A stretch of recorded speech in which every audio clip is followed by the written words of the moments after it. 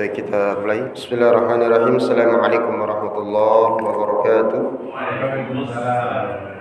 Innal hamdalillah nahmaduhu wa nasta'inuhu wa nastaghfiruh wa na'udzu billahi min shururi anfusina wa min sayyiati a'malina. Man yahdihillahu fala mudilla lahu wa man yudlil fala hadiya lahu. Asyhadu an la ilaha illallah wa asyhadu anna Muhammadan 'abduhu wa rasuluhu la nabiyya ba'dah. Allahumma shalli 'ala محمد وعلى آله وصحبه أجمعين أما بعد الحمد لله ألف بيننا وألف بين قلوبنا فأصبحنا وأمسينا بنعمة الإيمان وبنعمة إخوانا ثانيا صلاة تسليما على نبينا محمد صلى الله عليه وسلم الذي هو أسوتنا وقدوتنا إلى يوم الأخير. Bapak-bapak yang dirahmati Allah Subhanahu wa taala, alhamdulillah Allah Subhanahu wa taala kembali pertemukan kita di dalam halaqatul Quran. Begitu juga dengan halaqah kajian di setiap malam Ahad ba'da maghrib. Semoga Allah Subhanahu wa taala melimpahkan taufik hidayah kepada kita semua. Berharap kepada Allah Subhanahu wa taala setiap amalan kita diterima di sisi Allah Subhanahu wa taala, dan amalan ini semoga menjadi penolong, menjadi pemberat timbangan kita nanti, yang tentunya harapan kita sama-sama semoga ini menjadi sesuai, amalan ini menjadi amalan yang tentunya kita harapkan bisa menjadikan kita hamba yang senantiasa taat, patuh, senantiasa ittiba' kepada baginda Rasulullah sallallahu alaihi wasallam. Alhamdulillah Allah Subhanahu wa taala jamaah banyak memuji kita, baik memuji dari segi keimanan kita, keistiqomahan kita, memuji daripada keduniaan kita, baik dari segi ekonomi, kesehatan dan seterusnya. Maka ini bagian daripada kita memaknai keimanan kita kepada Allah Subhanahu wa taala.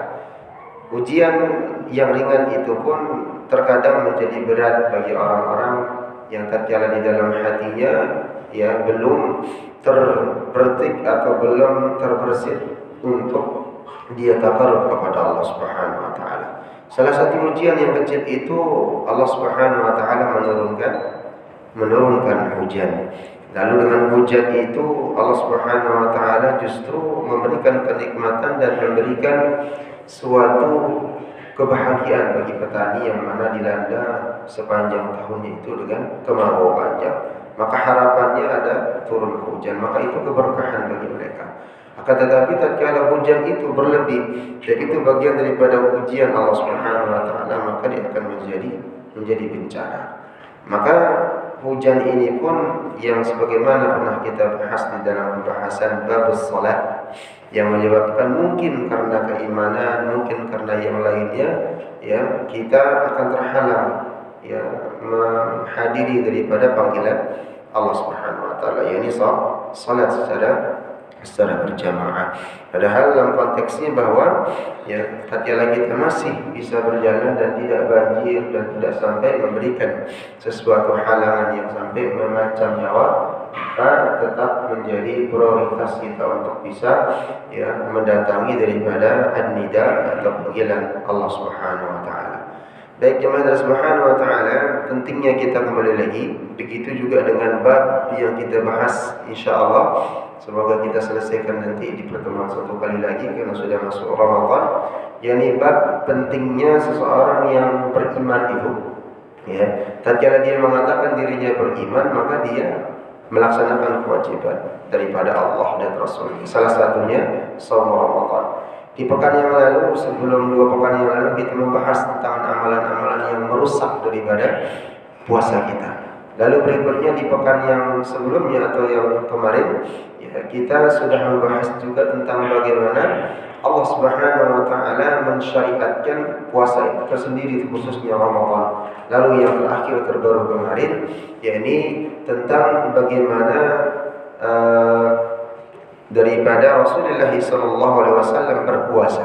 mempersiapkan diri di bulan Rajab dengan Sya'bannya, lalu berikutnya membandingkan atau orang-orang yang daripada sahabat atau sahabiah yang meriwayatkan hadis bahwa Rasulullah SAW itu seakan-akan berpuasa 1 bulan penuh di bulan Sya'ban, dan sebagian lain juga mengatakan beliau seakan-akan juga tidak berpuasa sama sekali di bulan Sya'ban. Itu artinya tidak ada sebenarnya sesuatu yang khusus di Sya'ban ini, tapi Sya'ban ini ternyata kemarin kita sudah bahas di mana bulan tempat amal kita diangkat oleh Allah Subhanahu wa taala. 1 tahun itu perhitungannya di bulan Sya'ban. Lalu 1 pekan itu di apa kemarin? Hari Senin dengan hari Kamis. Senin dan Kamis itu dilaporkan amal kita kepada Allah Subhanahu wa taala. Maka kenapa disunnahkan di sana Rasulullah SAW puasa Senin dan Kamis? Ya, kata Rasulullah SAW dalam hadis yang sahih, ya, wa ana ahibbu, aku senang, ya, tatkala amalan ibadah itu, ya, diangkat di hari Senin dan Kamis, wa ana shaim, sedangkan aku dalam kondisi berpuasa. Lalu setiap hari itu juga amal itu dilaporkan kepada Allah. Kapan waktunya? Yakni di setiap waktu sholat asar dengan sholat subuh. Jadi 2 waktu ini dipilih Allah karena 2 waktu ini cenderung manusia itu lalai, terutama sholat subuh itu. Kalau tidak ada tugas dan yang lain, tidak ada berangkat ngantor, biasanya layah-layah, biasa Sabtu Ahad karena nggak ngantor bablas. Tapi karena ada waktunya ngantor, jadwal ngantor Senin sampai dengan Kamis, harus masuk pagi-pagi misalnya jam 7 harus absen, perkiraan perjalanan dari sini 1 jam paling tidak, berangkat itu jam 5, belum macetnya, subuh dia. Makanya tatkala dia meniatkan bangun subuhnya karena pekerjaan, maka cukup pekerjaan itu aja dapatnya. Ya, jadi cuman uang gajian bulanan itu sudah dapat. Ya, sama tatkala orang itu berniat dia kerja kantoran karena dia ingin memang mendapatkan gaji, ya Allah kasih gaji itu saja. Tidak mendapatkan dia pahala dari kewajiban dia untuk mencari ma'isyah, penghidupan bagi dirinya, keluarganya dan anak-anaknya. Tapi tatkala bagaimana seseorang mukmin, seorang Islam itu yang cerdas, tatkala dia menjadikan pekerjaannya itu entah apa saja pekerjaannya itu, kantoran kah, tukang bengkel kah, jualan dan segala macam, dalam rangka beribadah kepada Allah, menjadi seorang hamba yang taat, jujur di dalam dia, menjadi karyawan, menjadi anak buah, menjadi pimpinan, menjadi pedagang dan seterusnya, dan dia berniat berjihad untuk mencari penghidupan bagi dirinya, keluarganya dan anak-anaknya, maka 2 dia akan dapatkan. Pertama, Allah akan memberikan dia kebahagiaan di dunia berupa rezeki yang thayyibah, yang halal, terjaga dari subhat, terjaga dari yang haram. Lalu yang kedua, dia akan mendapatkan pahala yang luar biasa. Karena seorang suami itu sebagai pemimpin dan punya kewajiban untuk memberikan nafkah kepada istri dan anak-anaknya. Maka ini jemaah yang subhanallah. Lalu puasa bagaimana bisa menghalangi seseorang itu semua? Tidak. Ya, maka ada adab-adab di dalam kita berpuasa. Maka ini pembahasan kita di malam hari ini. Adab seorang mukmin tatkala dia berpuasa. Ternyata puasa itu punya adab, bukan hanya kemarin kita terakhir mengatakan ya dia hanya menahan al-ju' wal-'atas. Ya, lapar dengan haus saja. Kalau lapar dengan haus saja, semua mohon maaf makhluk Allah itu bisa. Bukan hanya manusia saja, mohon maaf binatang juga bisa. Kita pelihara kambing sekarang atau sapi, nggak kita kasih makan seharian, nggak kasih minum, kuat dia. 2-3 hari masih hidup dia. Ya. Manusia apalagi seperti itu. Kalau puasa hanya dimaknai dengan hanya menahan lapar dengan dahaga saja, maka makhluk Allah Subhanahu wa taala yang juga bisa. Contoh yang lain, bukan hanya hewan saja. Tumbuh-tumbuhan. Kita nanam tumbuh-tumbuhan, kemarau misalnya, tidak lagi hujan. Kita nggak siram dia sehari semalam, masih hidup dia. Paling rontok beberapa daunnya, besok kita siram langsung segar lagi. Tumbuh lagi dia. Maka artinya puasa itu bukan hanya sekadar menahan haus dan dahaga saja. Akan tetapi Rasulullah SAW mengatakan puasa yakni bagaimana seorang hamba itu menahan dari hawa nafsunya. Ya, dikekang hawa nafsunya dia untuk apa? Pertama, tatkala dia mempunyai uang, mempunyai harta yang banyak, dia tidak berfoya-foya membelanjakan uangnya dengan menghambur-hamburkan tanpa manfaat. Justru sebaliknya Ramadan dijadikan momentum untuk apa? Sedekah. infak, untuk memperbanyak daripada jariah. Bukan dia menjadikan hartanya itu karena ini gue punya uang gue dapat segala gini, beli barang-barang yang tidak bermanfaat, kekang hawa nafsu. Lalu berikutnya begitu juga dengan hawa nafsu seksualnya dan seterusnya. Begitu juga dengan hawa nafsu tatkala dia mendengar, mengucapkan, melihat, berjalan, bertangan untuk melakukan kemaksiatan, baik itu membicarakan saudaranya, ya, mendengar sesuatu yang subhat, menghirup sesuatu yang atau meminum dan seterusnya, atau menggerakkan kaki dan tangannya untuk mendatangi sesuatu yang diharamkan atau yang disubhatkan oleh Allah Subhanahu wa taala dan Rasul. Maka ini adalah puasa. Itu yang pertama. Lalu puasa bukan hanya itu saja, tapi ternyata puasa itu adalah momentum mendekatkan diri kepada Allah Subhanahu wa taala, memperbanyak zikir, ya, memperbanyak tilawah Al-Quran, memperbanyak daripada amalan-amalan sunnah daripada salat, menjaga salat yang 5 waktu, sehingga nanti selesai dia dari Ramadan ini, ya, ada yang dinamakan Idul Fitr. Aid itu ada ya'udu kembali. Al-Fitr yakni suci, seperti Arab atau anak bayi yang baru dilahirkan. Ya, maka di sana Allah Subhanahu wa taala mengharamkan yang namanya berpuasa di Aid, 2 hari raya itu. Karena di sana waktunya bergembira, waktunya kita mencari, kalau memang ada rezeki, menggunakan pakaian yang terbaik, menyuguhkan makanan kepada orang lain, kepada keluarga dan seterusnya. Ternyata kita maka bergembira. Maka Allah Subhanahu wa taala menulis Rasulullah sallallahu alaihi wasallam yang mulia mengharamkan orang puasa, seorang muslim itu untuk berpuasa di hari raya Idul Fitri. Cukup sudah di Ramadan itu. Maka merugi kita tatkala kita tidak memaksimalkan Ramadan ini dengan baik. Maka saya bilang, kita menyampaikan kemarin arba'at sanah, arba'una sanah, 40 tahun itu sudah cukup kita kenyang, ya, kita bosan, mohon maaf, melakukan maksiat dan dosa. Dari umur misalnya kita tahu yang namanya sesuatu yang enak, tapi kita tahu dia berdosa, salah. Mungkin tatkala kita balik umur 15 tahun, kelas 3 SMP lah, ukurannya SMA, kuliahan dan seterusnya kerja. Cukuplah yang pernah minum, yang pernah menjahil, yang pernah maksiat, yang pernah main perempuan ini sampai umur 40 tahun kata Allah. Cukup udah. Maka Allah mengatakan, siapa orang yang dilihat Rasulullah sallallahu alaihi wasallam, orang yang umurnya sudah 40 tahun lalu dia tidak bertaubat kepada Allah Subhanahu wa taala, kembali hijrah, ya, untuk mendekatkan diri kepada Allah Subhanahu wa taala, maka Allah Subhanahu wa taala akan membiarkan, ya, dia akan bisa tersesat dan tidak menerima amalan-amalan. Maka ini momentum kita. Saya yakin kita di dalam ruangan ini sudah rata-rata di atas 40 tahun, kecuali ada 3 orang. Ya, antum sudah 40 tahun? Belum 40 tahun belum kan? Oh, ntar lagi. Mukanya udah 45 kan? Enggak ya? Iya. Jadi momentum hijrah itu Allah menyebutnya di dalam Al-Quran arba'ina sanah, 40 tahun. Baru kita dikirimi apa? Gigi sudah mulai bolong, uban sudah mulai satu-satu, ya. Ada penyakit cek kadar air, kadar gula dan sudah mulai tidak stabil. Di sana sudah mulai dilihatkan oleh Allah tanda-tanda sudah untuk kita bisa harus menyadarkan diri bahwa kita ini adalah hamba Allah untuk bisa terus beramal. Jadi gak ada istilahnya orang yang punya jabatan dia mau bintang 3 jenderal, mau kopral, seterusnya mau dia itu sampai dengan jenderal dan seterusnya, mau dia jadi orang kaya dan seterusnya sampai orang miskin, nggak ada. Pengusaha ini sama ada pada Allah Subhanahu wa taala. Jadi membedakan dia bagaimana dia bisa taqarrub dengan baik, mendekatkan diri kepada Allah Subhanahu wa taala. Yang pertama yang jamaah Subhanahu wa taala, adab seseorang berpuasa itu tidak meninggalkan makan sahur. Terkadang kita malas bangun. Kadang udah cukup, udah pada isya saja saya makan, udah sahurnya ntar aja.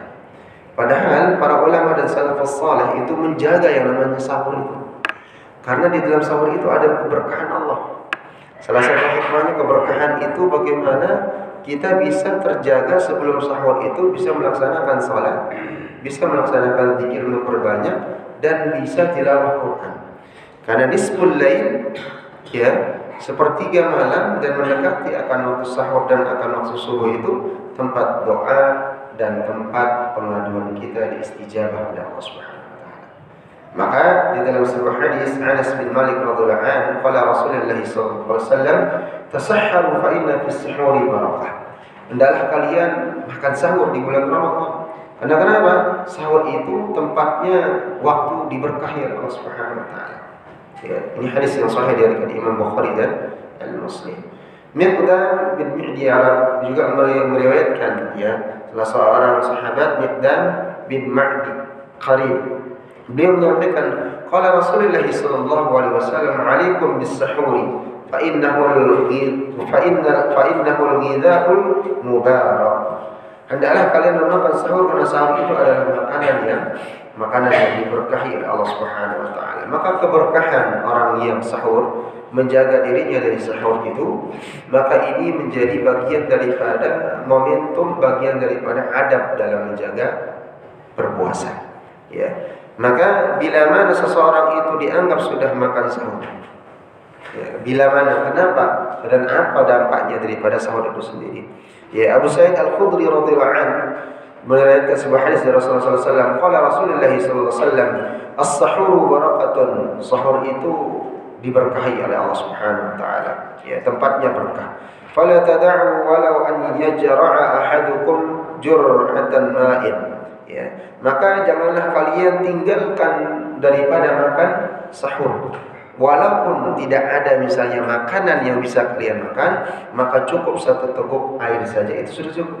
Fa innallaha wa malaikatahu yusalluna 'alal mutasahhirin. Sesungguhnya Allah, para malaikat berselawat, ya, kepada orang-orang yang makan sahur, atau yusallun ini dimaknakan sebagai memohonkan ampun. Allah, malaikat memohonkan ampun kepada orang-orang yang bangun untuk berniat makan sahur. Coba kalau kita lihat hadis ini, di mana letaknya tidak Rahman dan Rahimnya Allah. Maka tidak heran tatkala kita hanya mengharapkan amal kita sholat 5 waktu, rawatib rajin, misalnya puasa Ramadan tidak pernah bolong, Senin Kamis ayyamul bid, Daud jalan, sedekah infak jalan, dan kita yakin masuk surga dah saya ini karena amalan saya. Salah. Tapi ternyata yang kita butuhkan apa? Ya Arhamar Rahimin, irhamna. Wahai Allah yang Maha Rahman, Maha Pengasih dan Penyayang, rahmati kami. Nah, dengan rahmat ini, ya, kasih sayang Allahnya ini baru yang menggerakkan kita untuk bisa ikhlas bersedekah, ikhlas untuk sholat, ikhlas untuk berpuasa, dijaga sholatnya, dijaga puasanya, dijaga istri, dijaga anak untuk melakukan nas. Nah, itulah yang menyebabkan kita masuk puasa. Jadi jangan kita berbangga dengan amalan kita juga.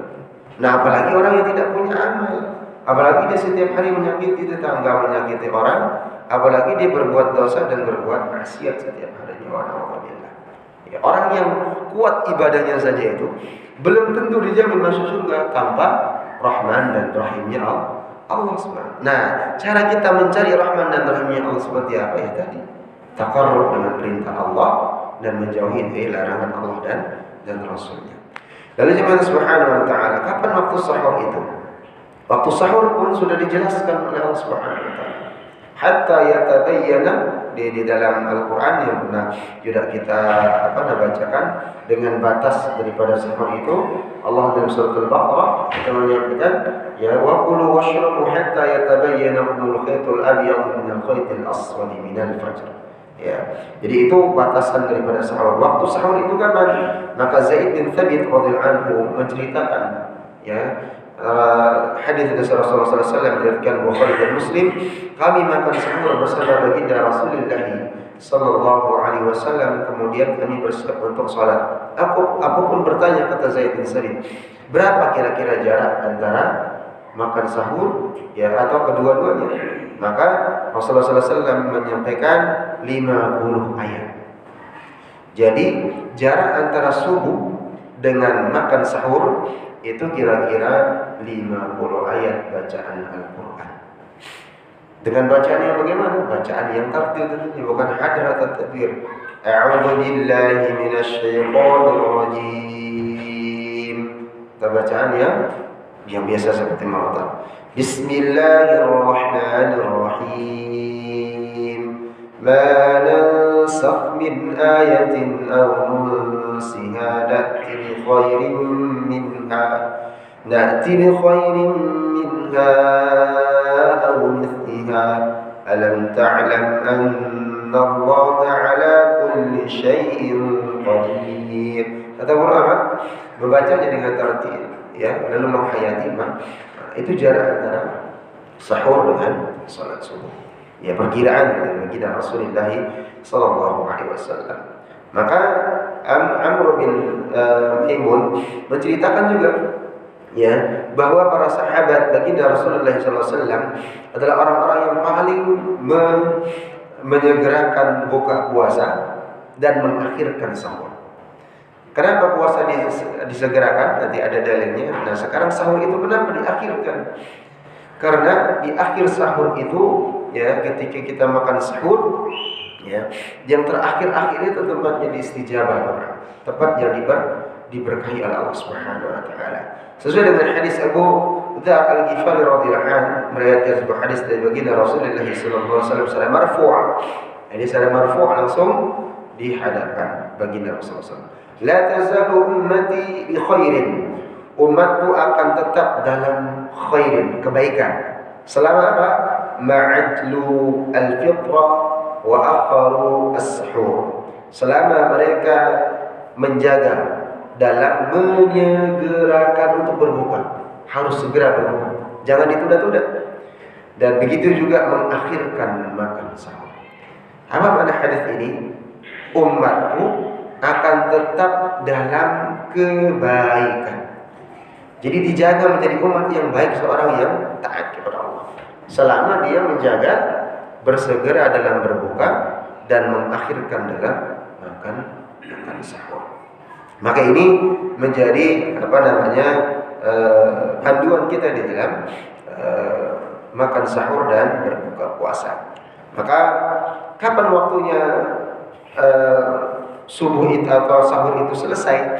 Maka ini panduannya ada dalam surat Al-Baqarah yang tadi kita bacakan, ya, wa kulu washrabu hatta tabayyana lakumul khaytul abyadu minal khaytil aswadi minal fajr.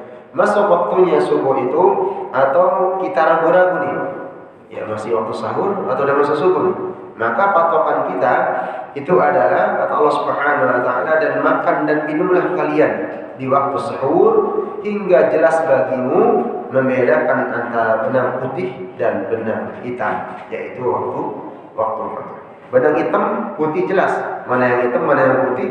Nah, kalau kelihatan tanpa lampu, ya, di zaman dulu tidak ada lampu, ya, maka itu sudah masuk waktunya subuh atau fajar. Maka seorang laki-laki yang pernah berkata kepada Ibnu Abbas radhiyallahu anhu, ya, aku makan sahur, dan jika, kata seorang laki-laki ini, aku ragu maka aku berhenti sahurku, ya. Maka ada ketentuan seandainya di dalam sebuah pendapat daripada Imam An-Nawawi mengatakan bahwa rekan-rekan daripada mazhab Syafi'i menyepakati bolehnya makan bagi seseorang yang meragukan terbitnya fajar. Kalau kita ragu, ini kayaknya belum dari fajar, kita makan, kita masih sahur, ternyata benar sudah waktunya azan di tempat kampung lain, misalnya kampung kita mati lampu atau nggak ada yang azan, gitu ya. Ternyata kita sudah makan sampai habis, orang sudah hayya 'alas shalah misalnya, atau Allahu akbar, baru takbir pertama, maka salah salatnya, sah enggak puasanya? Maka menurut mazhab Asy-Syafi'i di Imam Nawawi mengatakan sah salatnya. Karena kenapa? Keyakinannya dia tadi di dalam bahwa ini belum masuk waktunya, waktu apa? Waktu untuk masuk salat. Nah, sama dengan pertanyaannya kemarin, ya, jadi nggak ada hadirnya, ya, nanti pembahasannya gitu juga dengan berbuka, ya. Di sini maksudnya kecepatan, tapi yakin muadzinnya itu, muadzin di sini Allahu Akbar, yakin dia.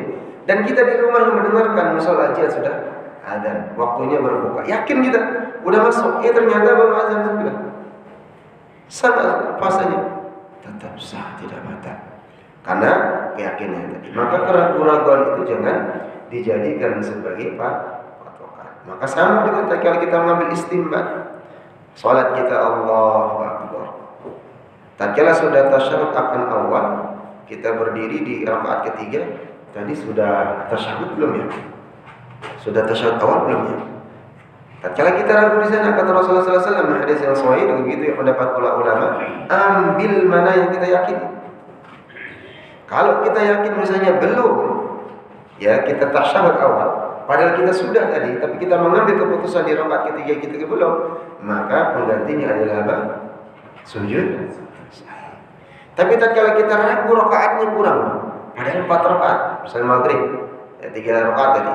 Kita di rumah karena sudah tertinggal misalnya salat di musalla, ya kita salat bersama keluarga di rumah dengan istri, anak, kumpulkan, kita jadi imam, baca ayat yang bisa kita hafal, mana yang kita biasakan istri dengan anak berjamaah walaupun kita telah tadi tatkala sudah mau rakaat ketiga, Pak ini rakaat kedua, ketiga tadi.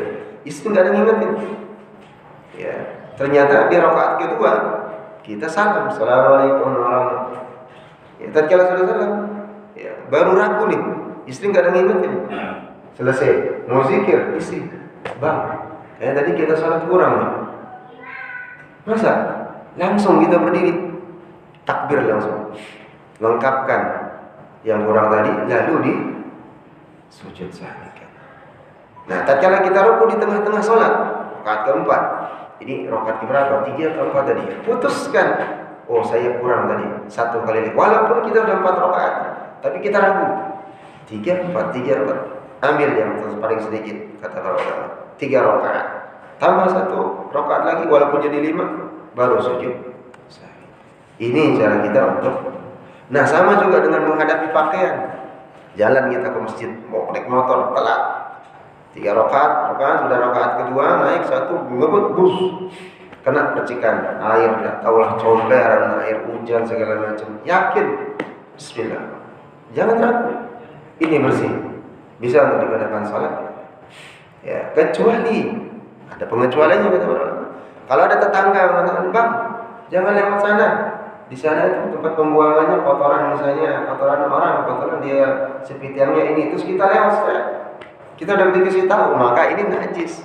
Nggak ada keraguan lagi karena sudah yang kecuali tidak dikasih tahu, ya. Lalu selesai dari salat itu baru dikasih tahu. Ada 2 perbedaan pendapat ulama di sana.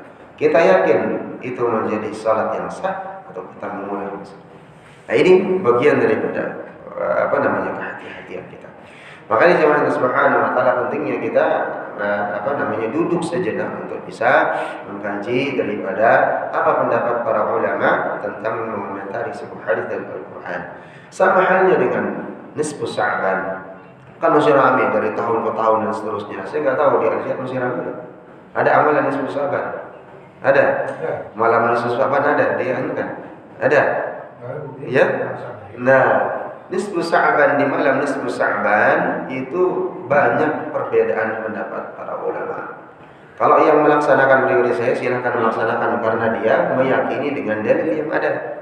Lalu berikutnya yang tidak melaksanakan jangan mencemooh, jangan mengata-ngatai teman saudara kita yang melaksanakan. Karena dua-duanya ini masih ikhtilaf di antara para ulama.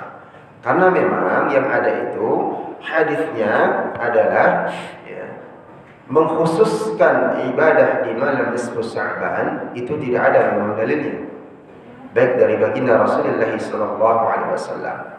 Akan tetapi jauh setelah Rasulullah SAW wafat, dari kalangan tabi'in salafus saleh ada yang melaksanakan atau menghidupkan malam nisfu Sya'ban. Tapi ada tapinya kata para ulama, ini sepakatan tengah-tengah ngambil. Tidak ada mengkhususkan harus sekian rakaat, harus ini. Seperti biasa. Ya, qiyamul lail dia laksanakan, tilawah Quran, berzikir sebanyak mungkin, berdoa kepada Allah di pertengahan malam itu, di malamnya sebanyak-banyaknya. Jadi jangan sampai ada mengkhususkan diri dan ini menentukan ini yang tidak ada. Nah, karena memang dalam hadisnya orang yang memuliakan atau mengambil ibrah dalam nisfu Sya'ban, ini hadisnya ada dari Rasulullah SAW, maka dia akan dihapuskan dosanya 3 orang. Ya, kecuali dihapuskan segala dosanya kecuali ya ada 2 orang, tidak satu orang. Yang pertama, orang yang dengki di dalam dirinya itu terhadap saudaranya itu tidak kena bagian daripada penghapusan dosa. Orang yang bertengkar dengan saudaranya, baik itu saudaranya secara nasab ataupun tetangga kiri kanan secara muslim. Kalau masih dengki, iri sama saudaranya, itu nggak dapat pengampunan di malam itu. Dan itu ada dalilnya sahih. Maka apa yang kita lakukan? Maka beribadah seperti biasa di malam-malam yang lain. Kalau memang kita ketatkan, misalnya lebihkan ketimbang malam yang lain, maka itu lebih bagus kata para ulama. Ya, yang mulainya ya dibaguskan lagi, tilawah Qur'annya diperbanyak, zikirnya diperbanyak dan seterusnya. Maka ini bagian. Tapi kalau ada yang diharuskan ini dan seterusnya dan setiap tahun berulang, bahkan sampai misalnya menimbulkan hutang dan segala macam dengan perayaan itu, maka ini yang tidak dibolehkan. Kembali lagi pembahasan kita sebelumnya, la yukallifullahu nafsan illa wus'aha. Agama ini kan gampang, mudah. Jangan kita tambah-tambah dengan mempersulit diri dan mempersulit orang. Karena asalnya dari semua amalan itu apa? Hukumnya haram. Itu kaidah fikihnya.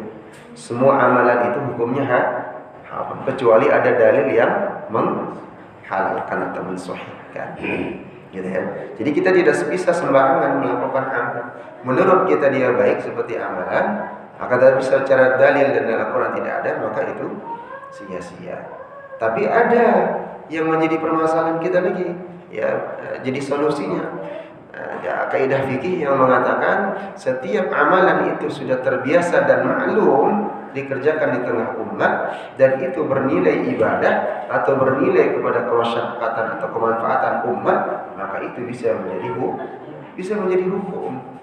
Ya, contoh sedekah. Ya, kita hanya diperintahkan misalnya sedekah itu di dalam konteksnya adalah bisa ke fakir miskin, orang ini dan seterusnya.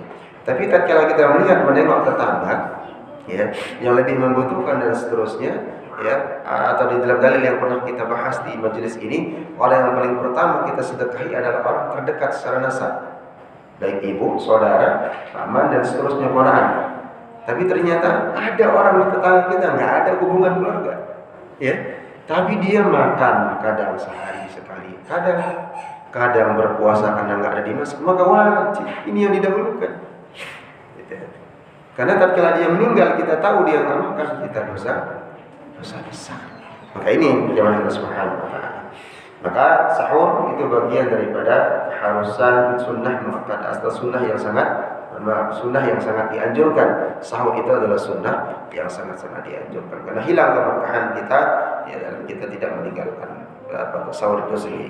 Tapi kalau memang benar-benar tertinggal, khawatir akan misalnya nggak bakal bersahur, besok akan tugas lemes gitu ya, tidak mengapa.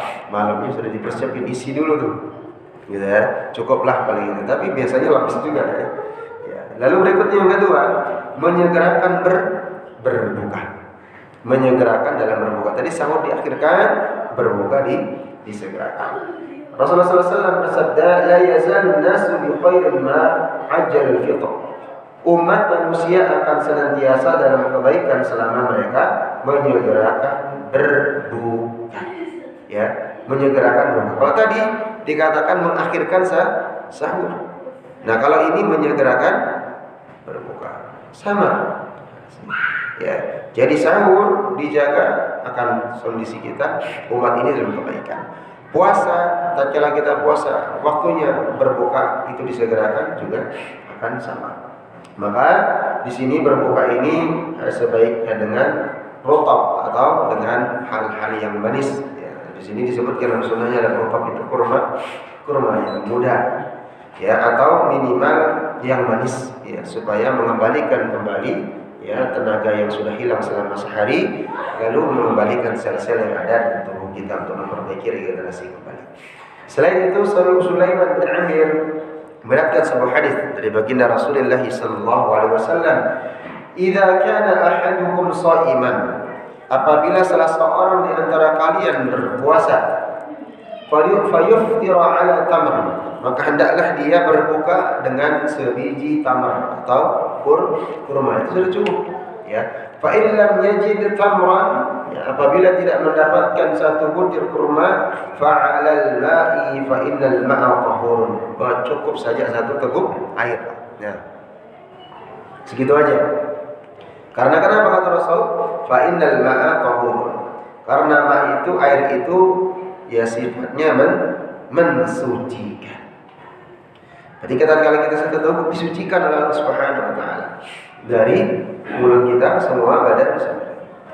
Enggak ada tamar, enggak ada gorengan, ya enggak ada kolak dan seterusnya, cukup satu tutup air itu sudah cukup. Maka hadis ini menegaskan sunnahnya berbuka itu ya atau membatalkan puasa itu sebelum mengerjakan sholat maghrib. Ya, dengan cara seperti yang telah disebutkan pada hadis di atas, jika ia telah selesai mengerjakan sholat, barulah ia makan besar. Ini sunnahnya. Jadi Allah langsung nasi, kolak selesai, nasi ini, buah ini dan seterusnya.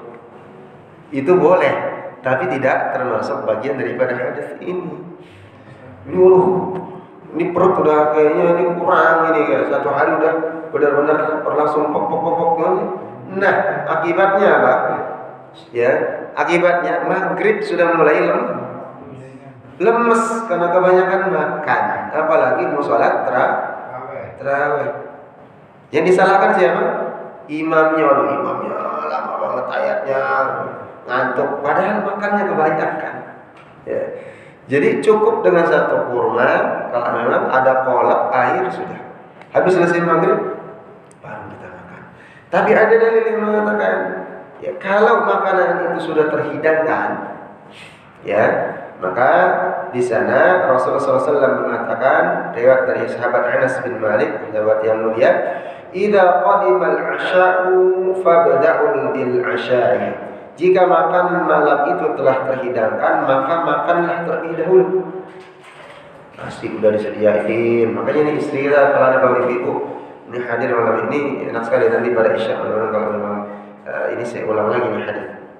Ya, idza qadimal 'asha'u fabda'ul bil 'asha'i qabla an tusallu salatul maghrib. Apabila atau jika makanan malam itu telah terhidangkan, nasinya, lauknya, ini daging, rendang segala macam, maka makanlah terlebih dahulu sebelum sholat maghrib. Itu kata Rasul.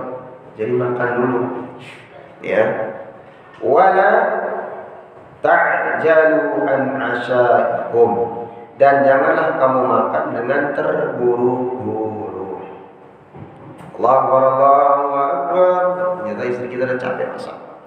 Nasinya ada, lauknya ada, segala macam. Santai, jangan terburu-buru. Dicicipin untuk makanan dulu. Ya. Tapi kalau disediakan hanya air dan ini mah kita melakukan sunnah sepakat kita cukup dengan tamar saja. Kurma 3 biji atau 1 biji, kita buat 3 jil, minum. Selesai minum langsung segera biar dapat takbiratul ihram bersama. Selesai salat, assalamualaikum, doa, langsung jos. Nah, itu apa? Gitu, membatalkan saja itu semua. Ya. Tapi memang ada dalil yang mengatakan ini hadisnya juga sahih dari Bukhari dan Muslim. Maka ini juga sebagai dalil di luar Ramadan. Kalau kita punya tamu, ada makanan, segala macam kita keluarkan. Ternyata mepet waktu sholat di jamaah. Kita sudah ngeluarin makanan, terhidang sudah makanan, maka didahulukan itu makanan dimakan. Ya, walaupun di masjid mushola sudah mau selesai sholat atau baru mau sholat, disunahkan kita untuk makan dulu. Nanti baru sholat kita bisa berjamaah dengan orang-orang yang kita saudara yang sedang mengadakan perkumpulan tadi. Ya, kira-kira bisa dipahami ya? Insyaallah. Baik, kita lanjutkan dan setelah kita berpuasa ini, nah ini yang masalah nih sering terjadi. Karena lauknya banyak, ya, terus topping-toppingnya banyak sebelum makan nasi dan seterusnya, sayang nih, lupa dia doa. Ya, atau cukup memang benar dalilnya hanya cukup mengucapkan Bismillah langsung makan, sah puasanya, sah. Ya, batalin puasanya dalam artian dia sah puasanya. Bismillah cukup gitu udah selesai. Tapi ada yang kurang di sana. Karena dalam hadis Rasulullah mengatakan, tatkala kita berpuasa sampai kita tatkala berbuka itu tempat diistijabahnya doa. Maka sebelum kita dan sesudah kita berbuka itu tatkala kita berdoa. Tatkala minum, bismillah. Dan batal puasa, sah puasanya. Lalu kita berdoa. Ya, dhahaba dhama'u wa batalatil uruq wa thabatal ajr insyaallah. Itu doanya selesai kita makan. Lalu sebelum makan, nah ini perbedaan ada yang berdebat tentang hal ini, ada perbedaan pendapat di antara satu sama yang lainnya. Yani Allahumma laka suntu wa bika amantu wa ala rizqika aftartu bi rahmatika ya arhamar rahim. Ini sebelum kita. Nah, ada yang mengatakan enggak, itu bukan doanya. Doanya adalah apa? Yang tadi. Dhahabat dhama'u wa batalatil uruqu wa thabatal arju insyaallah. Padahal itu doa selesai Pak. Nah, sebelumnya yang ada tadi, bebas kita doa di sana, mau doa sepanjang setengah jam juga enggak apa-apa. Ya, Allahumma laka aslamtu wa bika amantu ala rizqika aftartu bi rahmatika ya arhamar rahim. Allah, doa lagi kita ya Allah, Allahumma ja'alna min Quran. Allah jadikan anak kami keturunan di ahli Quran, doa rezeki yang enggak apa. Ya, kalau terakhir misalnya salatu wassalamu alaihi, itu kan 5 menit sebelum azan. Terus sana mulai doa kita banyak ya Allah, zikir. Tilawah dulu, minta doa. Allahu akbar. Bismillah, Allah maksud itu. Enggak ada salahnya. Ambil doa dulu. Selesai makan, baru doa. Ya, jadi enggak ada kena kan? Enggak ada saling bertentangan dulu. Ada bisa dulu. Nah, ini yang perlu kita lakukan. Nah, ini terkadang yang menjadi permasalahan. Ini yang bapak-bapak itu enggak datang, mudah-mudahan bisa nonton video jadi. Kalau enggak rugi ini, enggak bisa diulang. Kalau enggak tak ulang masa depannya. Ya, karena banyak kekeliruan yang terjadi di tengah masyarakat tatkala kita adab di dalam puasa ini. Allah yang bersawab. Sudah masa isya ya? Ya. Ada pertanyaan? Teman? Nanti insyaallah pada isya kita lanjut. Jadi pertanyaan yang disiapkan banyak-banyak ya. Supaya ini gimana kalau cium kupingnya istri, tak batalin enggak puasanya? Atau cium bibirnya istri, batalin enggak? Nah, itu nanti belum pembahasannya ada di sini. Ya. Bagaimana Rasulullah SAW pernah mencumbu istrinya dan seterusnya. Itu nanti bisa pembahasan yang bisa membatalkan puasa, bagian daripada hadis yang sudah sebagian kemarin kita bahas. Walau lebih selawat kita tetap bersoal alhamdulillah. Alhamdulillahirabbil alamin. Subhanallah wa bihamdik. Asyhadu an la ilaha illa anta astaghfiruka wa atubu ilaik. Assalamualaikum warahmatullahi wabarakatuh.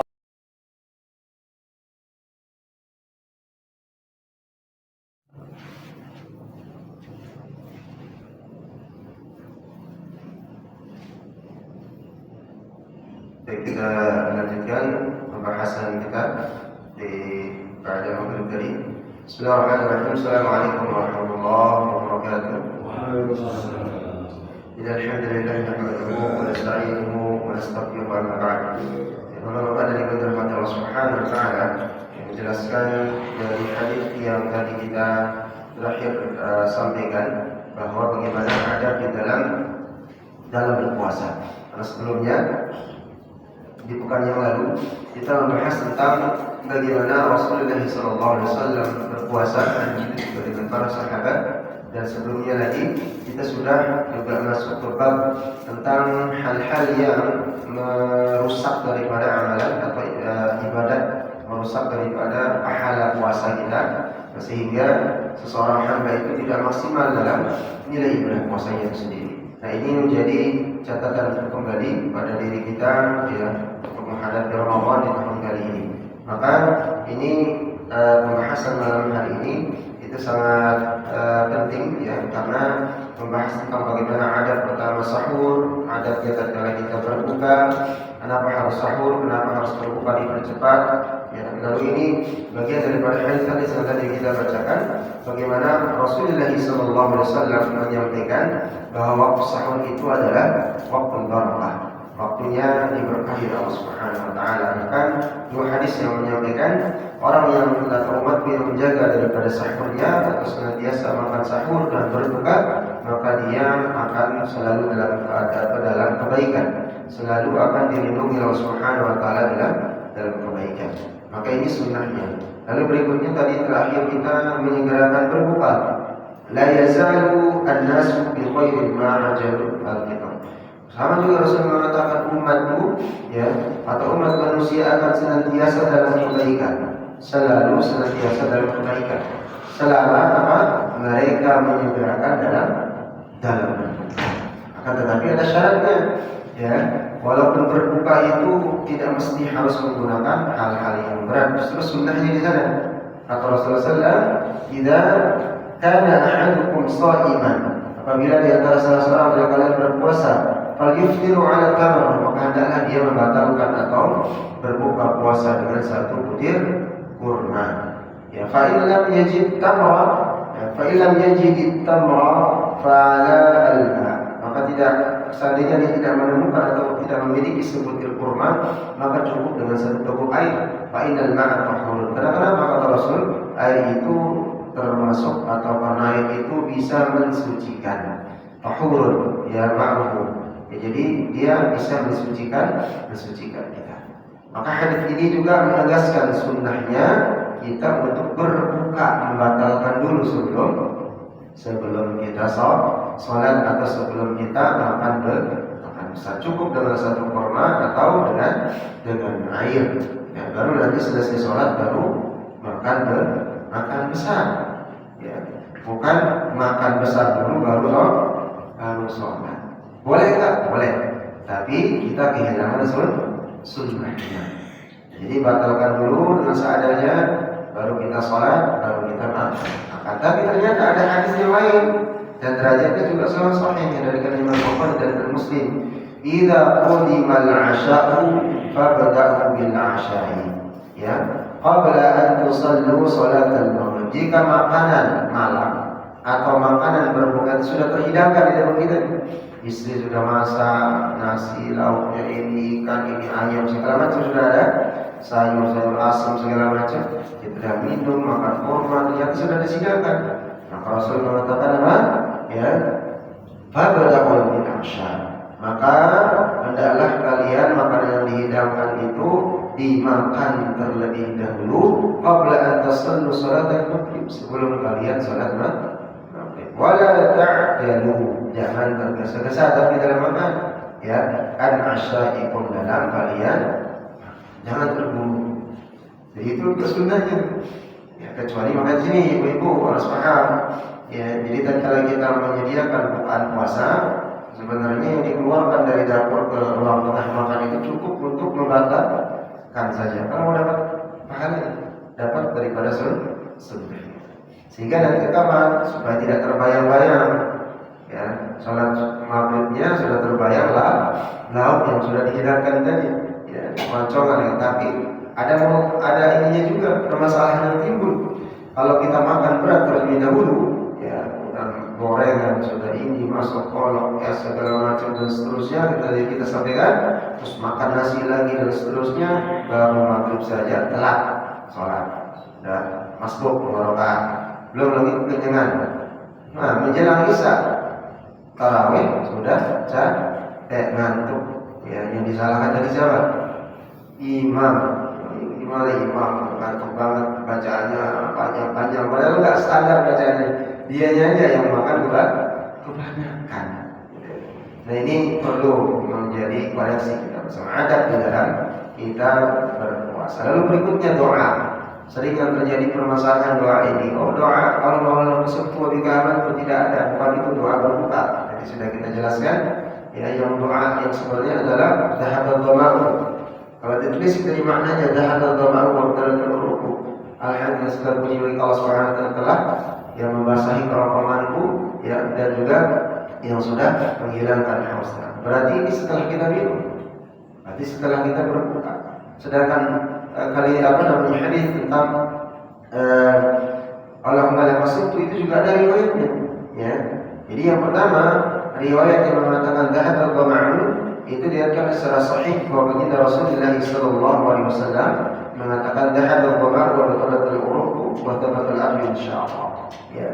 Jadi di sana telah lenyap haus, dahaga, telah basah urat-urat, dan insyaallah ditetapkan sebagai pahala. Berarti lenyap, dahaga, basah urat-urat. Berarti ini kan setelah kita minum.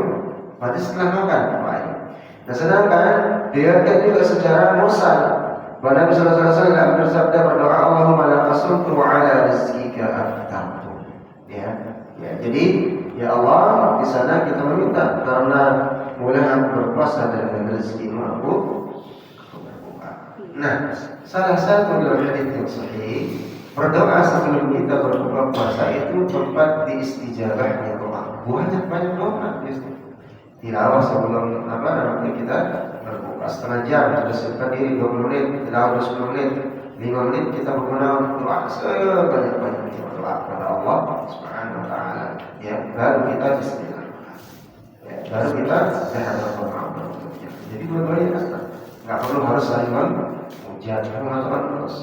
Enggak mau dia baca Allah Rasulullah dia cukup bismillah saja udah. Jadi dua-duanya mana ada dalil cari jalan tengah, dua-duanya dipakai.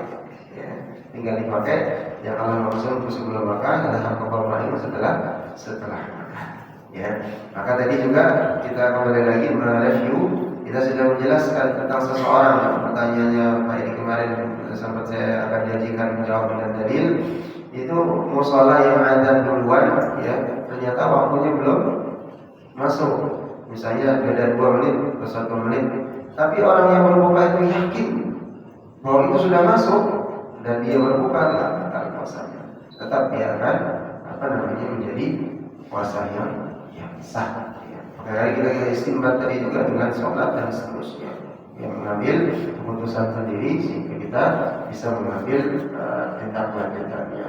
Nah, ini mengajarkan kita bahwa seorang muslim itu mempunyai prinsip, bukan telentang-telentang ikut orang sana, disuruh cebur ke got ini di got, ya ikut ngekor terus, ya. Tapi tatkala sudah ada yakin dan ini adalah kebenaran, jangan sampai tergoyahkan.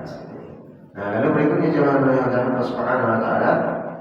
Dalam hadis yang lain Rasulullah SAW menyampaikan juga, ya thalathatun la turaddu da'watuhum as-sha'imun. Nah, ini yang saya sampaikan tadi. 3 daripada golongan yang la turaddu da'watuhum, tidak akan ditolak doanya Allah Subhanahu wa taala. Siapa mereka? Hatta yuftiru. As-sha'imun hatta yuftiru. Pertama, orang yang sedang berpuasa sampai dia berbuka. Wal imamul adil, seorang imam yang adil, baik itu kepala negara, camat, ini segala macam, kepada ini dan segala macam instansi, sampai RT RW, sampai juga sampai pencegahan adil. Wal mazlumun, dan orang yang dizalimi berdoa, ya Allah, aku telah dizalimi oleh orang ini, bla bla bla bla bla, itu tidak ditolak langsung dikabulkan oleh Allah. Ya. Jadi thalathatun la turaddu da'watuhum, 3 golongan yang tidak ditolak doanya, permohonannya Allah Subhanahu wa taala. Pertama, sha'imun hatta yuftiru, orang yang berpuasa sampai dia berbuka. Wal imam adil, imam yang adil. Maka jangan heran, ada sebagian daripada negara-negara Islam yang presidennya, raja-nya orang yang alim taat kepada Allah, kita lihat negaranya Pak. Lihat kita Saudi Arabia, kalau terlepas dari kontroversinya dan seterusnya. Tapi karena Saudi Arabia ini adalah dampak daripada doanya Nabi Ibrahim alaihissalam. Ya. Pernah lihat pohon pisang punya naik haji? Pernah lihat? Ada nggak pohon pisang di Arab? Agak ada. Kita lihat apalagi kiwi, ada nggak? Pir, tidak ada. Yang ada hanya cuma kurma. Terus ada sebagian yang menanam anggur, berhasil. Tapi ternyata tatkala kita supermarket, tatkala umrah atau haji, semua buah yang ada di dunia ini ada di sana. Yang bahkan tidak ada di Indonesia, yang tidak bisa diekspor atau diimpor dari luar. Mau bentuknya gimana pun. Nah, inilah bukti apa Allah Subhanahu wa taala tatkala Nabi Ibrahim berdoa, ya Rabbana ij'al hadza baladan aminan warzuqna min. Di tatkala Allah Subhanahu wa taala menyampaikan kepada Nabi Ibrahim alaihissalam, Nabi Ibrahim itu berdoa kepada Allah Subhanahu wa taala dengan doanya, ya Allah, jadikan negeri ini negeri yang allatun thayyibatun murabbun ghafur. Ya. Jadi negeri yang senantiasa diberkahi Allah Subhanahu wa taala, yang Engkau berkahi ya Allah. Lalu negeri juga yang mana Allah Subhanahu wa taala menjadikannya sebagai tempat yang mana semua dalam bentuk yang buah-buahan itu ada. Ya.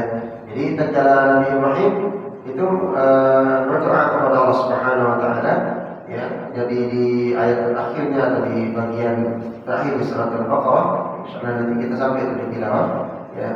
Jadi Nabi Ibrahim mengatakan wa idh qala Ibrahim rabbi ja'al hadza baladan aminan warzuq ahlahu min ath-thamarat. Ya Allah ya Tuhanku, kata Nabi Ibrahim, ij'al, jadikan negeri ini, Jaziratul Arab itu, ya baladan aminan, negeri yang aman. Ya, negeri yang aman. Warzuqu ahlahu min ath-thamarat, dan berikan mereka rezeki kepada penduduknya semua, ya, min ath-thamarat, dari buah-buah. Ya. Man amana minhum billah, siapa mereka yang tinggal di negeri Jaziratul Arab itu yang tetap beriman kepada Allah. Ya. Wal yaumil akhir, itu juga percaya tentang hari akhir, hari kiamat.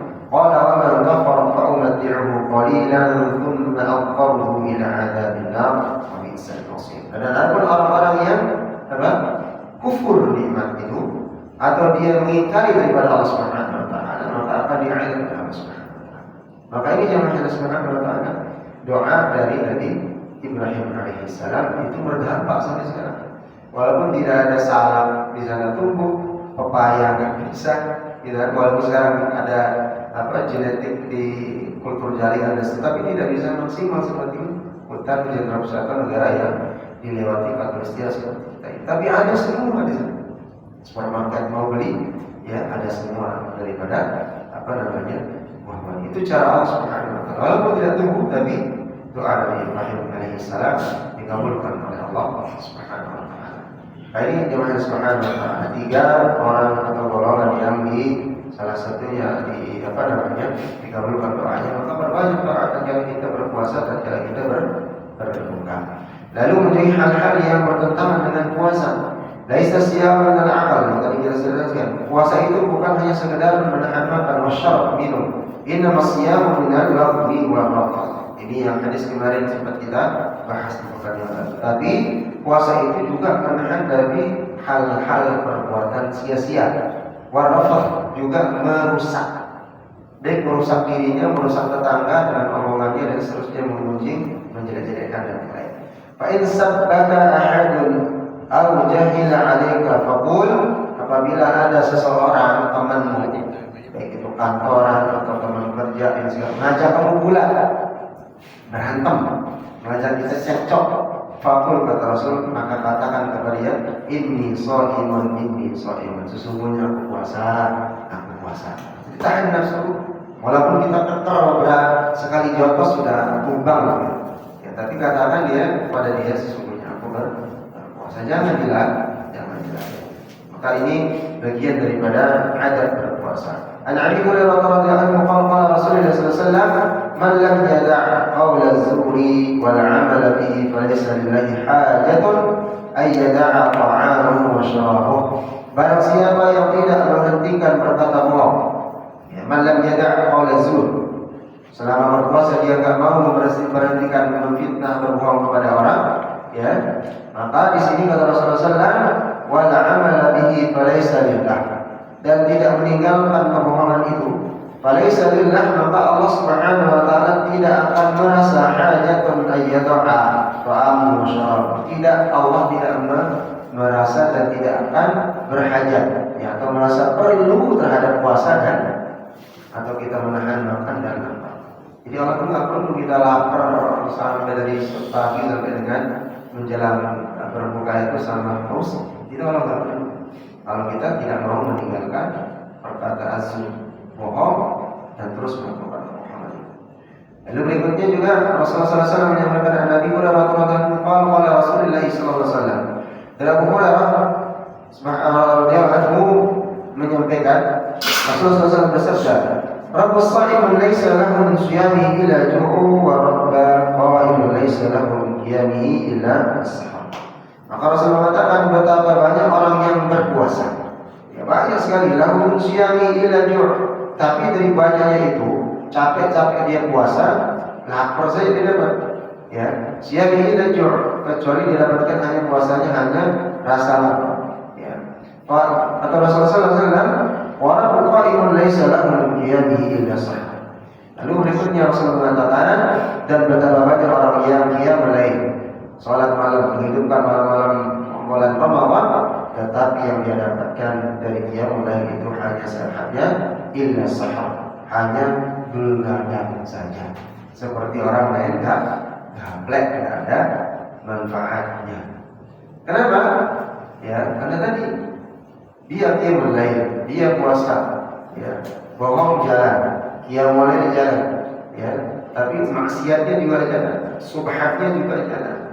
Ya, jadi seperti yang kita sampaikan kemarin, mungkin juga tadi dia malu tidak berpuasa, di siang harinya ketahuan sama teman kerja, tapi sholat dia masih mau mengerjakan sesuatu di luar pengetahuan teman itu terjadi.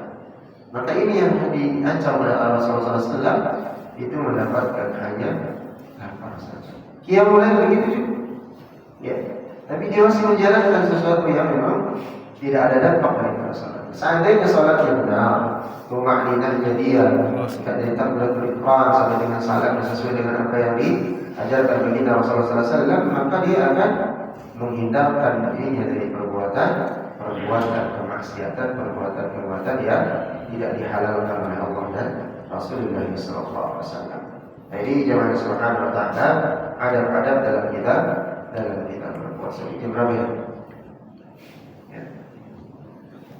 Baik, kita lanjutkan sedikit sampai 2 perkara bab lagi supaya nanti pekan depan selesai. Kita masih banyak nanti pekan depan hal-hal yang diperbolehkan ketika berpuasa. Lalu nanti kita bahas sedikit di dalam kitab yang lain tentang pembahasan kontemporer puasa. Jadi pembahasannya berkaitan tentang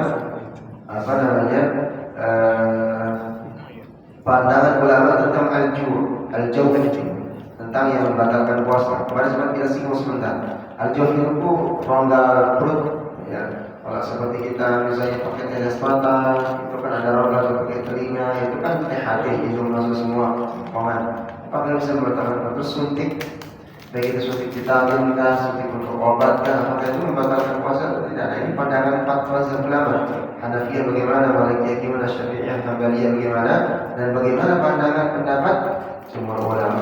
Karena ini mengambilnya seperti apa, supaya kita nanti tinggal memilih ya mana yang terbaik atau menurut keyakinan kita. Sama dengan halnya hiruk-pikuknya nisfu Sya'ban yang pekan kalau di malam yang lalu, ya.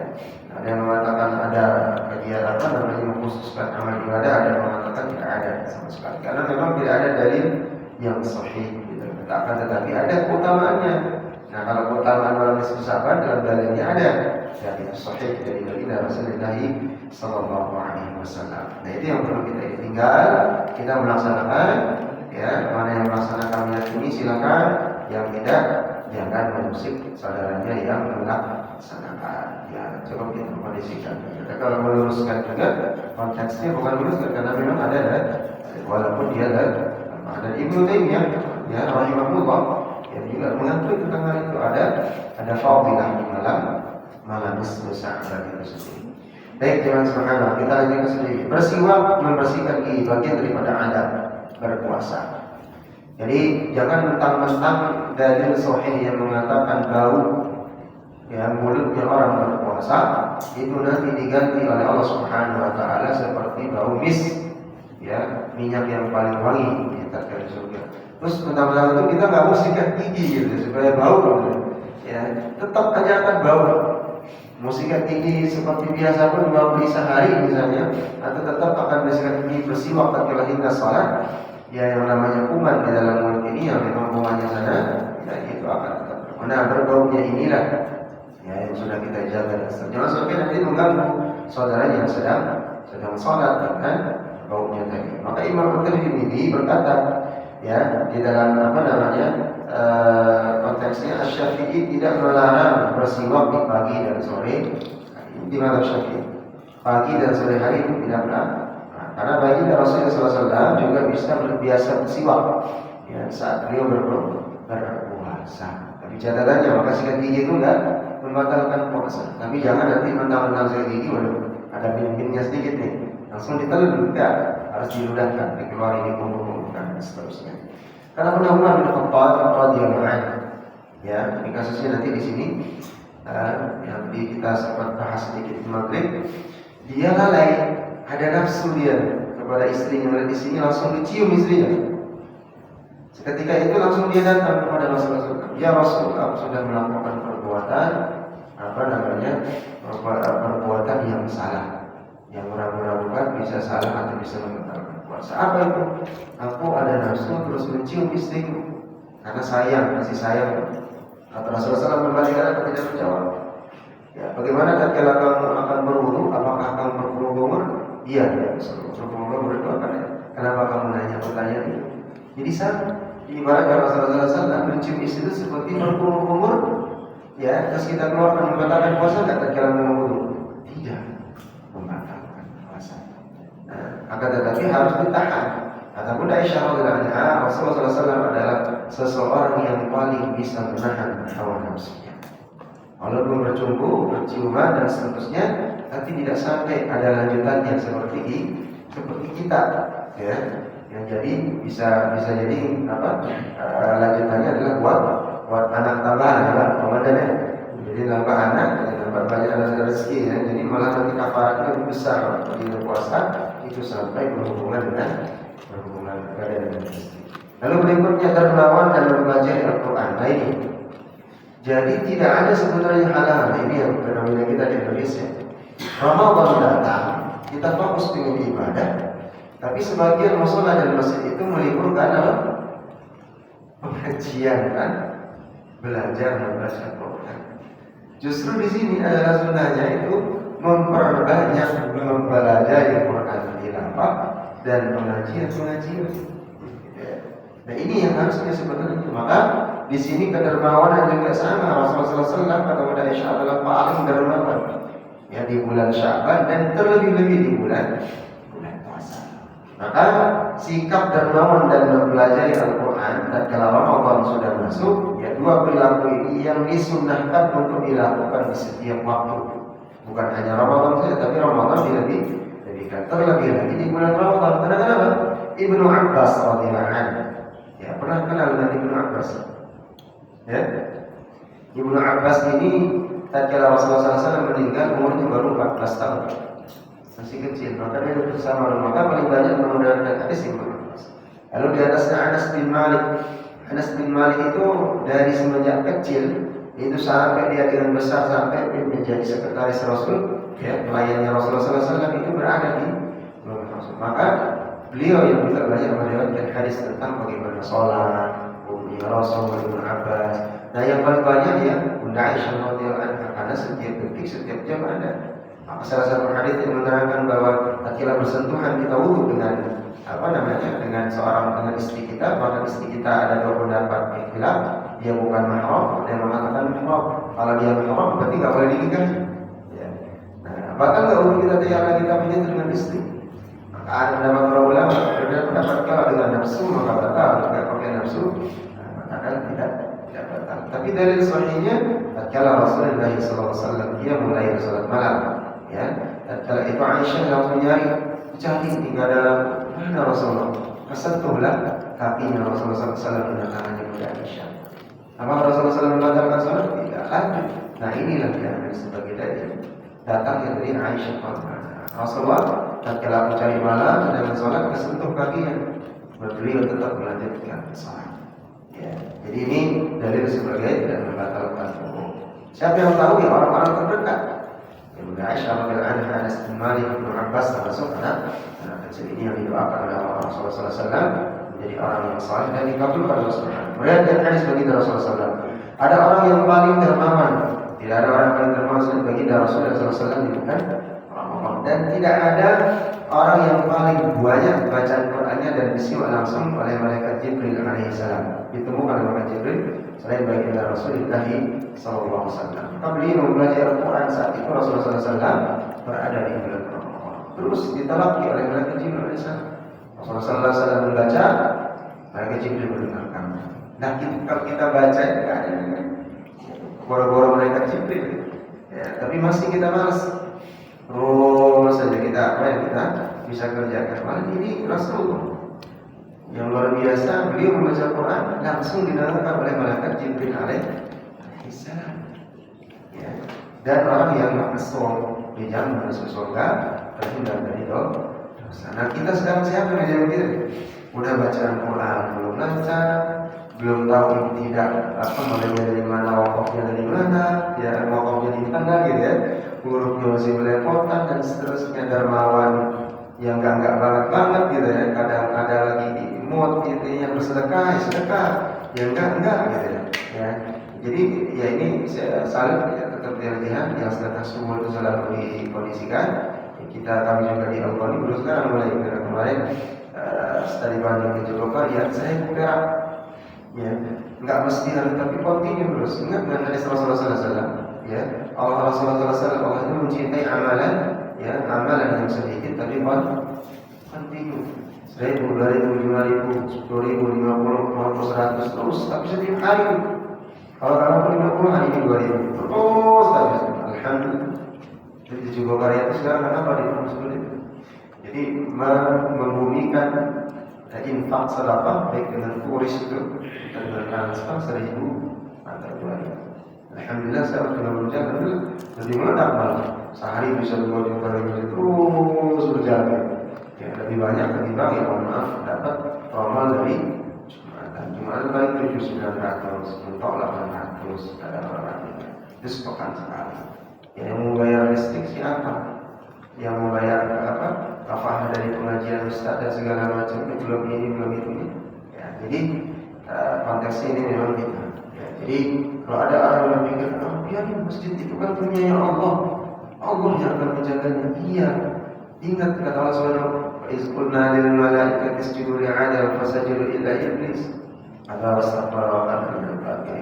Begitu juga Allah menyampaikan Al-Quran surah Al-Baqarah yang kita baca kemarin. Kita diperintahkan di dunia sebagai khalifah.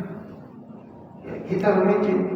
Kalau kita hanya menonton, biarin aja musola jihad. Ya Allah ini rusak aset.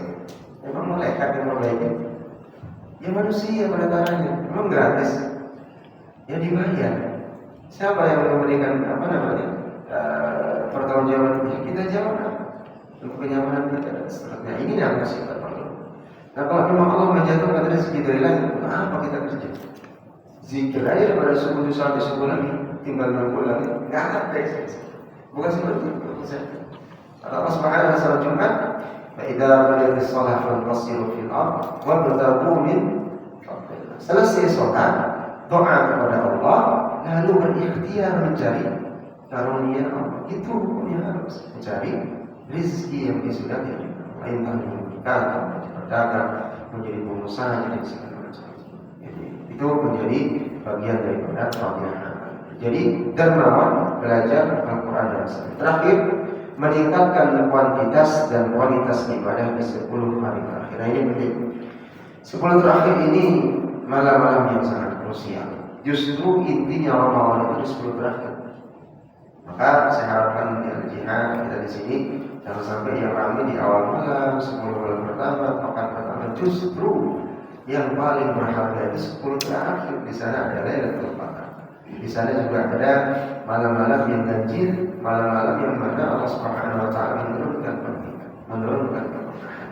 Ya, karena intinya di sana seperti itu. Banyak hadis yang disebutkan, terutama dari Ibnu Aisyah radhiyallahu anha mengatakan 10 terakhir Rasulullah SAW menghidupkan malam, membangunkan keluarganya, semua keluarganya dibangunkan daya sampai mulai tilawah, berzikir, hidupkan malam ini dengan beribadah.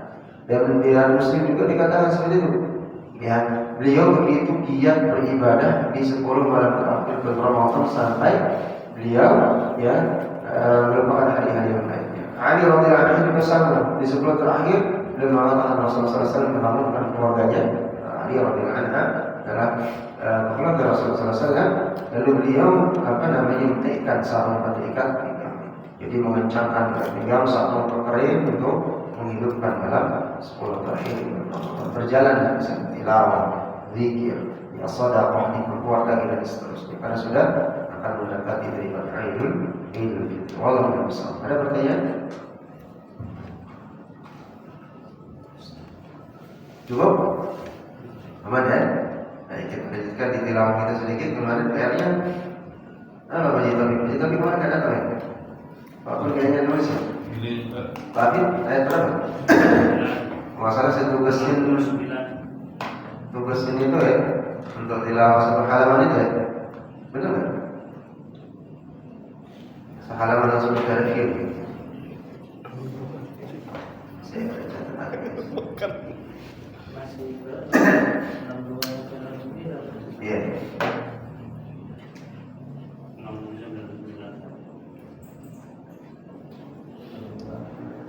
69 terakhir.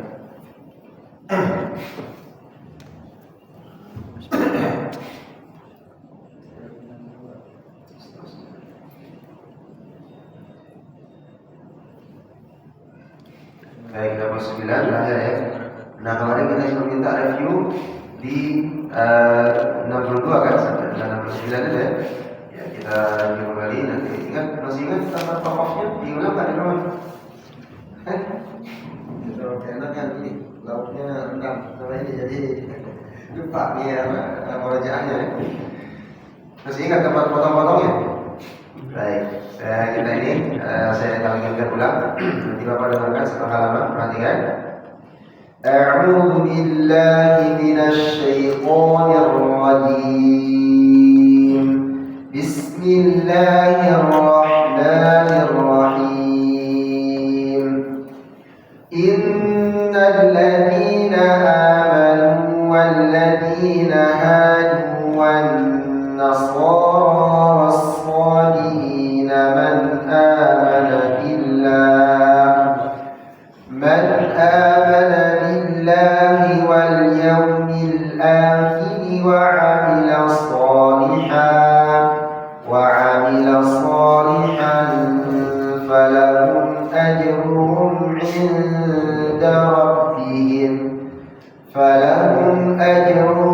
'inda rabbihim wa la khawfun 'alaihim wa la hum yahzanun. Nah, ini yang paling aman. Dipotong dari 3. Kalau nafas tidak nyampe. Wa id akhadna mitsaqakum wa rafa'na fawqakum at-tura khudhu ma atainakum biquwwah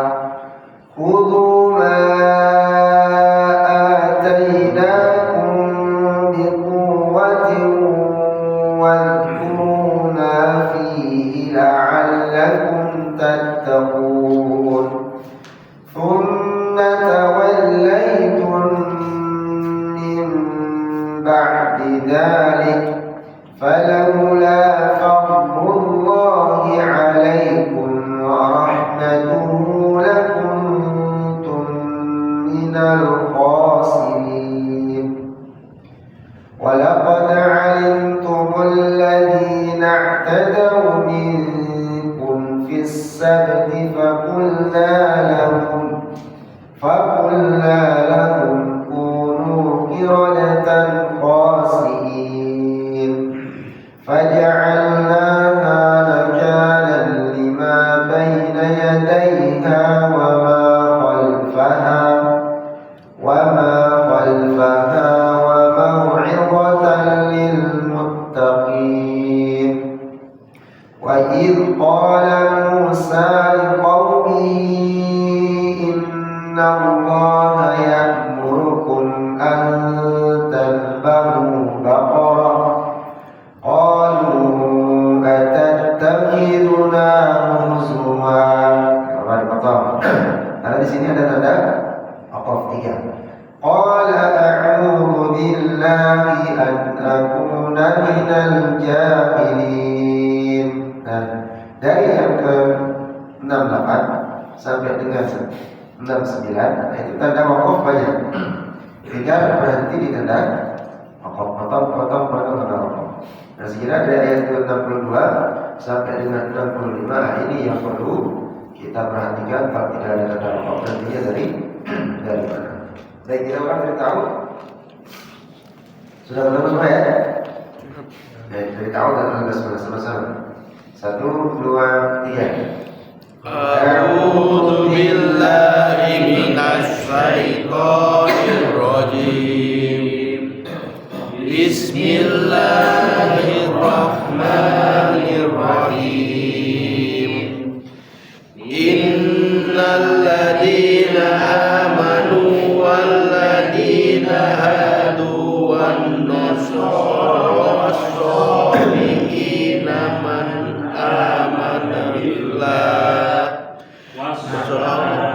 Man amana billahi wal yaumil akhir wa amila sholihan falahum ajruhum inda rabbihim walahum ajruhum. Baru tadi tak sampaikan lagi satu minggu ya. Mau dipotong berapa? Sepakat dulu. Mau 2? Mau 3? Nah, tadi wakafnya di mana? Man nasara as-sabiina man amana billahi wal yawmil akhir wa 'amila shalihan falahum ajruhum 'inda rabbihim wa la khawfun 'alaihim wa la hum yahzanun. Sudah kan? Dapat ya? Ya, kalau nafasnya panjang nggak apa-apa, langsung 3 baris. Ya, tapi ini kita pakai pada belajar dulu tahqiq, nah, lebih bagus jadi potong. Tapi motongnya harus tepat, mulainya juga harus tepat. Baik, satu sekali lagi. Sama-sama langsung innalladzi 1, 2, 3. Innal ladzina amanu wal ladzina hadu wan nasara was-sabiina man amana billahi wal yawmil akhir wa 'amila sholihan falahum ajruhum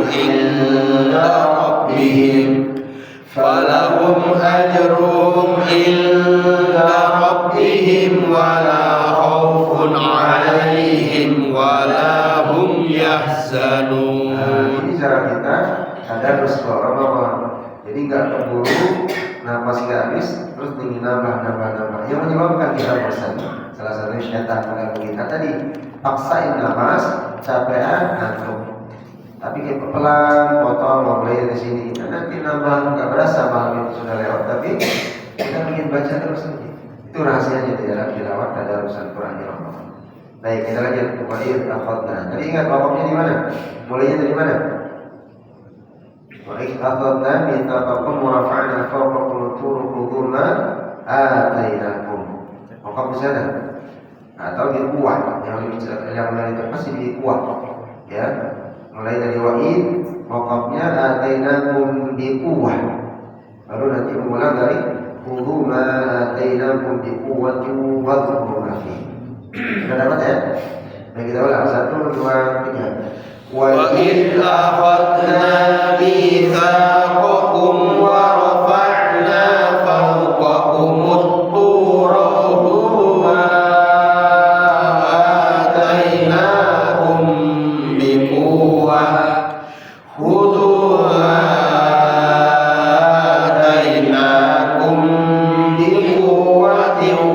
wadhkuru ma fihi la'allakum tattaqun. Thumma tawallaytum min ba'di dzalik falawla fadlullahi 'alaikum wa rahmatuhu lakuntum minal khasirin. Wa laqad 'alimtumul ladzina i'tadaw minkum fis sabti fa qulna lahum kunu qiradatan khasi'in wa ja'alnaha nakalan lima baina yadayha wa ma khalfaha wa maw'izatan lil muttaqin. Wa idh qala Musa liqaumihi inna Allaha ya'murukum an tadhbahu baqarah qalu atattahiduna huzwa qala a'udzu billahi an akuna minal jahilin. Qalu ud'u lana rabbaka yubayyin lana ma hi. Di sini dibaca mahi. Enggak mau jadi mahiyah. Kalau kita wakaf, kalau di wasal baru mahiyah.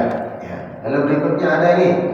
Qalu ud'u lana rabbak. Misalnya orang menafasnya habis nih. Qalu ud'u lana rabbak. Terus dia memulai dari mana? Qalu lagi. Ya, bisa dari ayat setelahnya dari kalimat bacanya id'u lana, ad'u lana atau ud'u lana. Ya, lihat huruf ketiganya ainnya. Alif dan ain. Kalau dia dhamma huruf ketiga dibaca dhamma alifnya. Kalau huruf ketiganya itu kasrah dibaca kasrah. Jadi dhammah dengan fathah dibaca dhammah. Ya.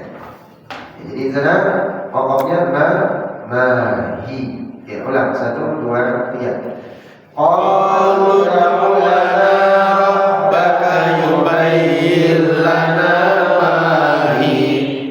Qala innahu yaqulu innaha baqaratun la faridun wa bi'run awadun baina dhalik faf'alu ma tu'marun. Seandainya napasnya enggak nyampe. Qala innahu contohnya. Qala innahu yaqulu innaha baqaratun la faridun wala bik. Di sana wakafnya wala bik. Ya. Di sana kalau napas bisa enggak nyampe. Ya. Nah, mulainya dari mana?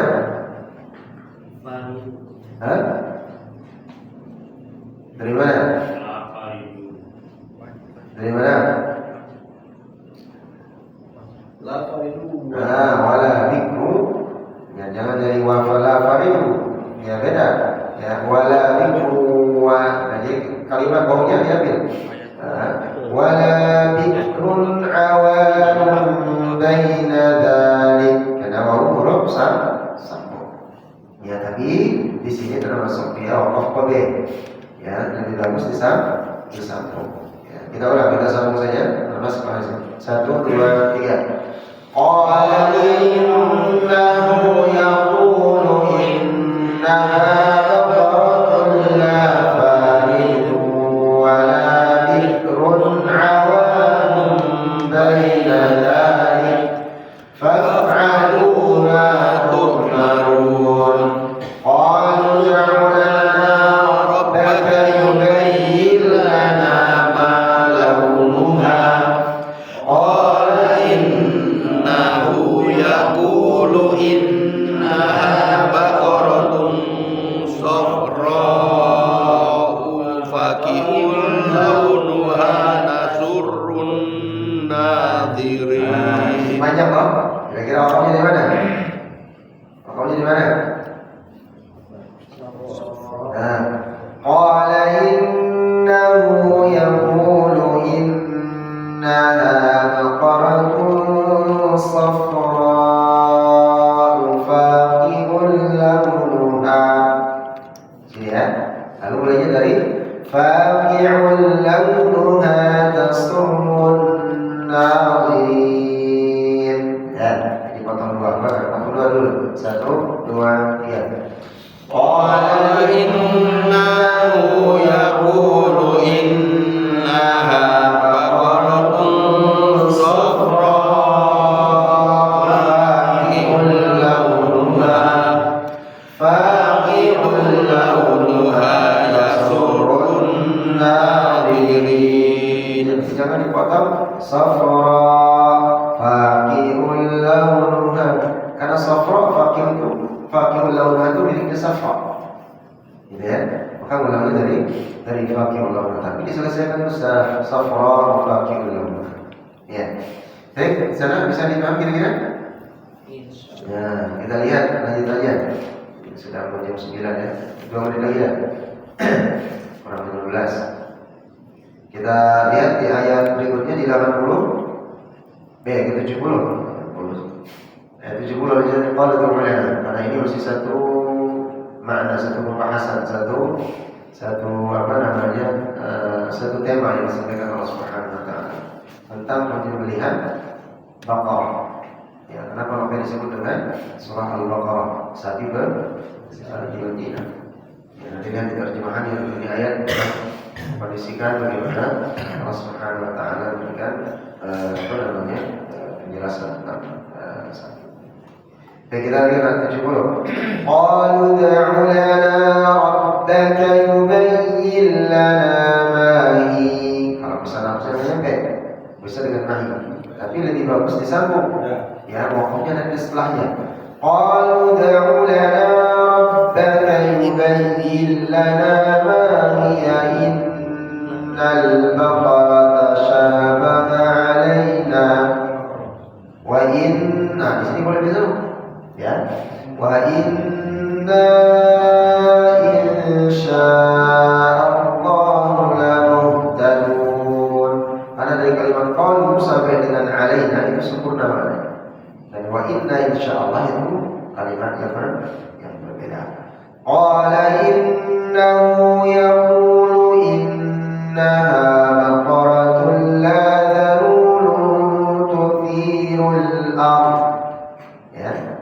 ولا تسقي الحرث مسلمة لا شية فيها. Boleh bisa atau mengulangi dari innaha baqaratun la dhalul, jangan dari la dhalul. Jadi lebih panjang lagi, innaha baqaratun la dhalul tuthirul ardha wa la tasqi al-hartha musallamatun la shiyata fiha. Tapi kalau nafasnya nyampe fil ardh sudah sempurna, wa la tasqi al-hartha musallamatun la shiyata. Itu kalimat yang benar, gitu ya. Qalul ana ji'ta bil haqq fadhabahuha wa ma kanu yaf'alun. Kita ulang dari qalu ala. Ingat tadi waktunya di mana? Alaina. Wa alaina. Langsung dilanjut wa inna. Kita lanjut 1, 2, 3. Qalu da'u lana rabbaka yubayyin lana ma hiya innal baqara tashabaha 'alaina wa inna insya'allahu la muhtadun. Qala innahu yaqulu innaha